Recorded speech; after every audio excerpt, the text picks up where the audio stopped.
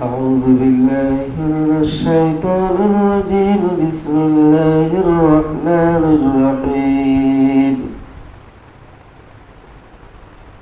فقد كذبوا فسيأتيهم أنباء ما كانوا به يستهزئون. أولم يروا إلى الأرض كم أنبتنا فيها من كل زوج كريم إن في ذلك لآية وما كان أكثرهم مؤمنين وإن ربك لهو العزيز الرحيم. صدق اللہ العظیم. شروع اللہ وحدہ لا شریک کے نام سے جو بڑا ہی مہربان اور نہایت ہی رحم فرمانے والا ہے. اللہ جل و اعلی اپنے کلام معزز سورۃ الشعراء جو ابھی آپ نے آیت نمبر 6 سے آیت نمبر 9 تک 4 آیتیں بھی آپ نے سماعت فرمائی تھی. جیسے شروع میں اللہ نے سورۃ الشعراء کے یہ فرمایا تھا کہ نبی علیہ السلام آپ ان کے غم میں جو ایمان نہیں لا رہے ہیں ان کے غم میں کیا اپنی جان کو خطرے میں ڈالیں گے. ان کے سامنے اللہ نے بے شمار نشانیاں بھی نازل کرے رحمان کی جانب سے، تو بھی یہ منہ موڑنے والے، رخ پھیرنے والے، حق سے اعراض کرنے والے ہیں. کیا آپ ایسے لوگوں کے لیے اپنی جان کو خطرے میں ڈالیں گے؟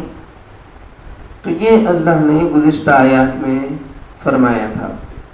اب دیکھیے اللہ فرماتے ہیں فَقَدْ كَذَّبُوا فَسَيَأْتِيهِمْ أَنبَاءُ مَا كَانُوا بِهِ يَسْتَهْزِئُونَ. اب کہ یہ جھٹلا چکے ہیں، عنقریب ان کو اس چیز کی حقیقت معلوم ہو جائے گی جس کا یہ مذاق اڑاتے رہے ہیں. اب جھٹلا رہے ہیں، نبی کو جھٹلا رہے ہیں، نبی کے پیغام اللہ کے واحد ہونے کو جھٹلا رہے ہیں، قیامت کو جھٹلا رہے ہیں، موت کو یا موت کے بعد کی زندگی کو، جو بھی ان کے سامنے حق گوئی کے ساتھ نبی علیہ السلام نے اپنا پیغام پہنچایا تھا، نبی کے پہنچائے ہوئے پیغام کو جھٹلانے کا بہت جلد ان کو معلوم پڑ جائے گا کہ جھٹلانے کی وجہ سے ان کو کیا بھگتنا پڑے گا. اب تو مستی میں یا ہٹ دھرمی میں یا ان کی جو ہے بدعقلی کے سبب سے جو بھی وجہ ہو ان کی، اللہ کے نبی کے پیغام کو جھٹلانے کی ان کی جو بھی وجہ ہو، اب تو وہ جھٹلا چکے ہیں. چلو مان لیا جائے کہ جھٹلا چکے، کہ جھٹلانے کے بعد وہ محفوظ ہوں گے، بچ جائیں گے. کیا ان کے لیے یہ موقع ہے کہ بھئی جیسے ہم کسی سے دشمنی نہیں ہونا اگر ہو گئی تو جیسے دنیا میں ہم اپنے آپ کو اس سے محفوظ رہنے کے لیے ترتیب، کوئی پلان، کوئی منصوبہ، کوئی حفاظتی انتظام کرتے ہیں. عام طور پر یہ ہر آدمی کی فطرت ہے. تو انسان جب کسی سے دشمنی مول لیتا ہے تو پھر اس دشمنی سے اپنے آپ کو محفوظ رکھنے کے لیے ترکیبیں سوچتا ہے. تو کیا ان ظالموں اور ان سفاکوں کی ترکیبیں کام آئیں گی؟ کیا یہ اللہ کے عذاب سے بچ پائیں گے؟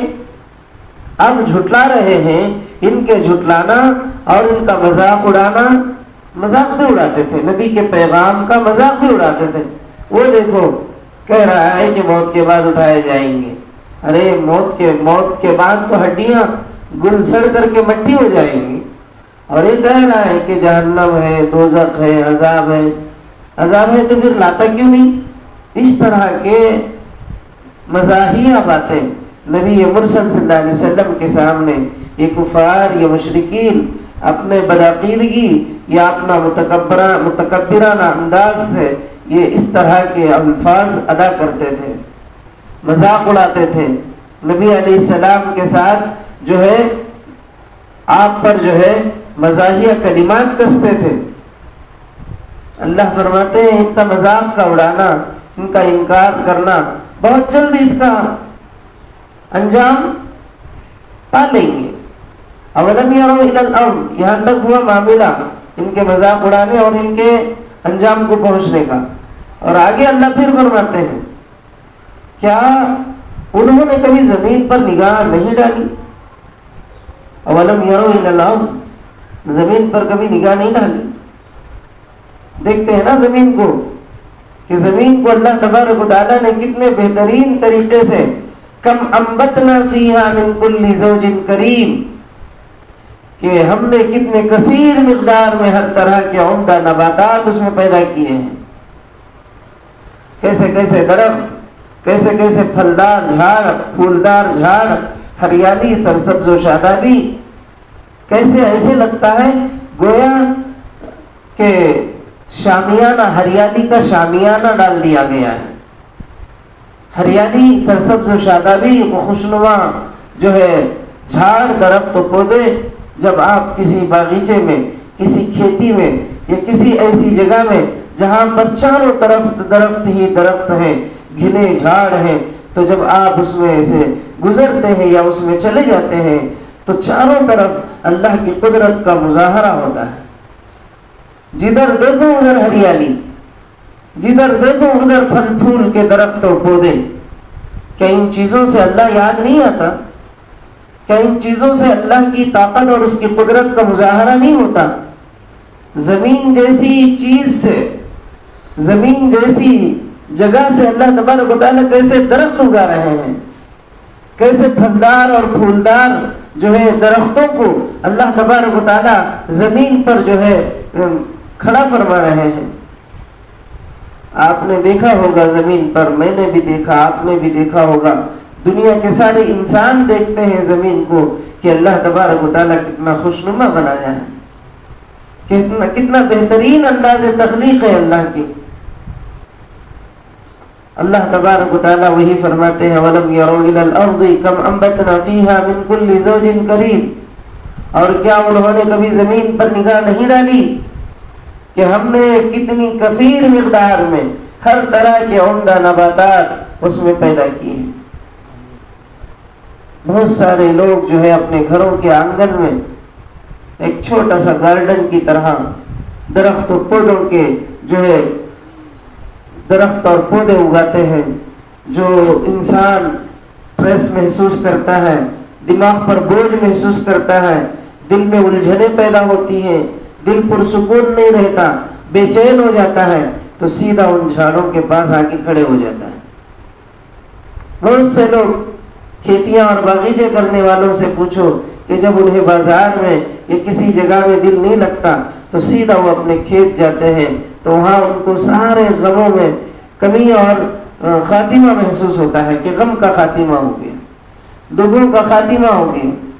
آپ کو معلوم ہے کہ کسان کو معلوم ہے، کسان کو اس بات کا علم نہیں ہے، جاہل نہیں ہے، کسان معلوم ہے کہ مجھے اس میں لاس ہو رہا ہے، ہر سال لاس ہو رہا ہے اسے، ایک دن کی بات نہیں، جب سے وہ آنکھ کھولا ہے تب سے وہ کھیتی کر رہا ہے۔ اس کے باپ کو اس نے لاس ہوتے ہوئے دیکھا، اس سے پہلے اس کے دادا کا معاملہ بھی کھیتیوں کے ساتھ ایسا ہی تھا، پھر یہ خود اسی کام پہ لگتا ہے، اسے بھی معلوم ہے کہ اس میں میں لاس ہو رہا ہوں، مجھے اس میں کوئی فائدہ نہیں ہے، صبح سے شام تک محنت کرتا ہوں، صبح سے شام کی محنت کے باوجود، سال کے 12 مہینوں کے باوجود محنت کے باوجود میرے گھر میں صحیح ڈھنگ کا کھانا نہیں ملتا، میرے بچوں کے اسکول کے فیس بھرنے کی جو ہے پیسے حاصل نہیں ہوتے اس کھیتی میں، اس کے باوجود بھی ایک کسان اسی کھیت میں لت پت رہتا ہے، اس کی وجہ اس زمین سے اس کا لگاؤ۔ بہت سے لوگ ایسے بھی کسان ہیں جو مرنا پسند کرتے ہیں مگر کھیتی بیچنا پسند نہیں کرتے۔ آپ نے دیکھا ہے نا روز بروز کتنے کسان بیچارے مرنا پسند کرتے ہیں، جیتے جی وہ اپنی کھیتی کو بیچنا گوارا نہیں کرتے، مر جائے یہ انہیں پسند ہے، مگر کسی اور کو یہ کھیت بیچ دیا جائے ان کا دل اسے گوارا نہیں کرتا۔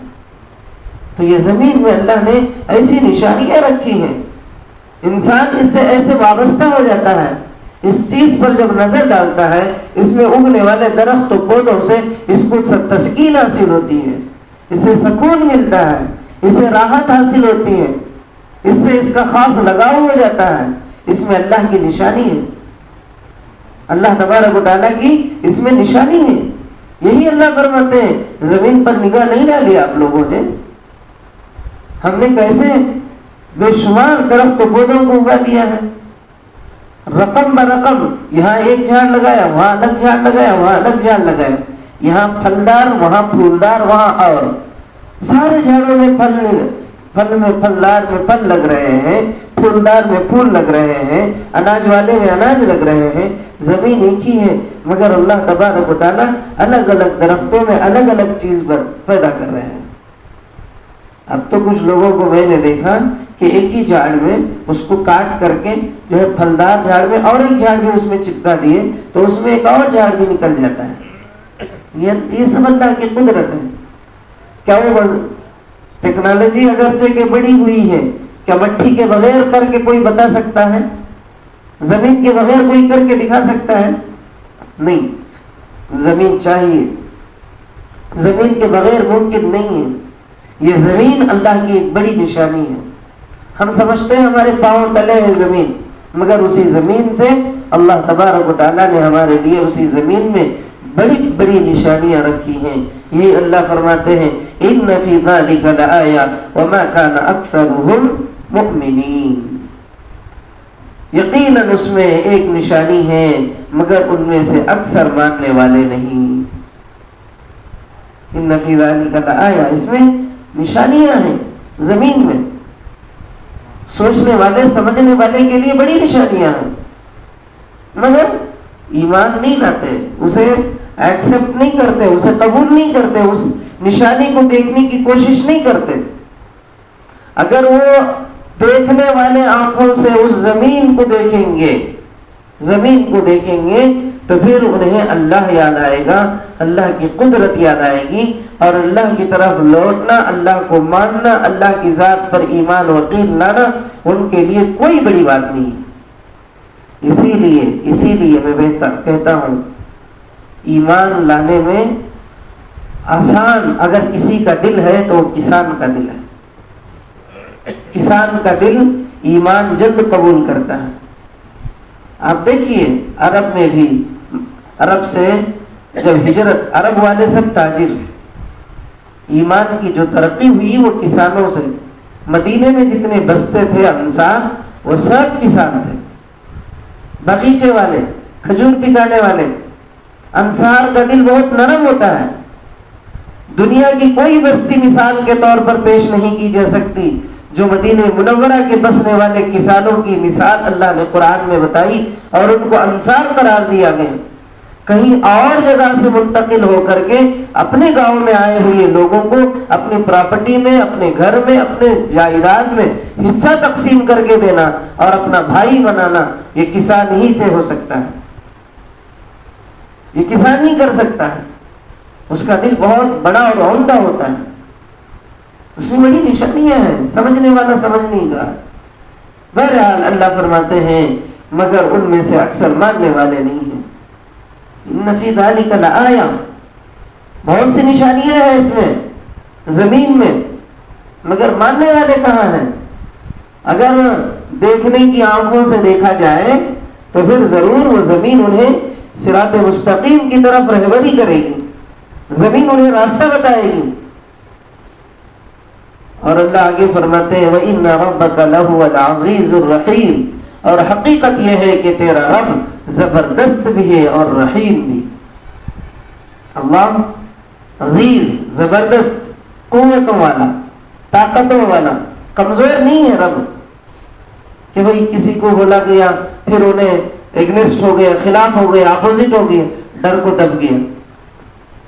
اتنا کمزور اللہ تھوڑی ہے ہمارا رب تو مضبوط ہے، طاقتور ہے، اتنا طاقتور کہ وہ چاہے تو لمحوں میں پوری دنیا کا خاتمہ فرما دے۔ وہ اتنا طاقتور ہے، اتنی وسیع اور اتنی عریض زمین کو لپیٹتا ہے بستر کی طرح، جیسے ہم اپنی نماز کے بعد یہ مصلی اٹھا دیتے ہیں۔ اس کی طاقت کا اندازہ لگاؤ۔ تو یہ اللہ تبارک و تعالیٰ اس آیت میں بیان فرمایا. آئندہ کل انشاءاللہ میں آگے آپ کی خدمت میں عرض کروں گا. اللہ تبارک و تعالیٰ سے دعا ہے پروردگار عالم اپنے کرم سے اپنے فضل سے مولا الکریم ہمیں نیک توفیق اور نیک ہدایت عطا فرما. اے اللہ جو نشانیاں آپ کے تعارف میں آپ کو پہچاننے میں جو آپ نے ہمیں عطا کی ہیں ان نشانیوں سے ہمیں آپ کو پہچاننے کی توفیق عطا فرمائیے. اے اللہ بے شک آپ حق ہیں اور آپ اکیلے ہیں. آپ کی ذات و صفات میں کوئی شریک نہیں ہے. اس کا کامل یقین ساری انسانیت کے دلوں میں پیدا فرما. سب کو ایمان سے مالا مال فرما. اے مولا الکریم کسانوں کی مدد فرما. مولا وہ اپنی جان توڑ محنتوں سے اپنی کھیتیوں اور باغیچوں پر محنتیں کر رہے ہیں. پروردگار ان کی محنتوں کو اے اللہ ضائع نہ فرما. اے اللہ ان کے بال بچوں کی حفاظت فرما. پروردگار ان کے ذریعے سے انسانیت کو روزی روٹی اور دیگر مخلوقات کو مولا ان کی محنتوں سے روزی کے مسئلے کا انتظام ہو رہا ہے. مولا ان کی محنتوں کو ضائع نہ فرمائیے. ان کی کھیتیوں میں کمائیوں میں اناج و غلے میں پھل پھول میں خوب برکتیں فرمائیے اور بہتر ان کی محنت کے موافق انہیں قیمت عطا فرمائیے. پروردگار اپنے کرم سے اپنے فضل سے ہماری دعاؤں کو قبول فرما. آمین وآخر دعوانا الحمد للہ رب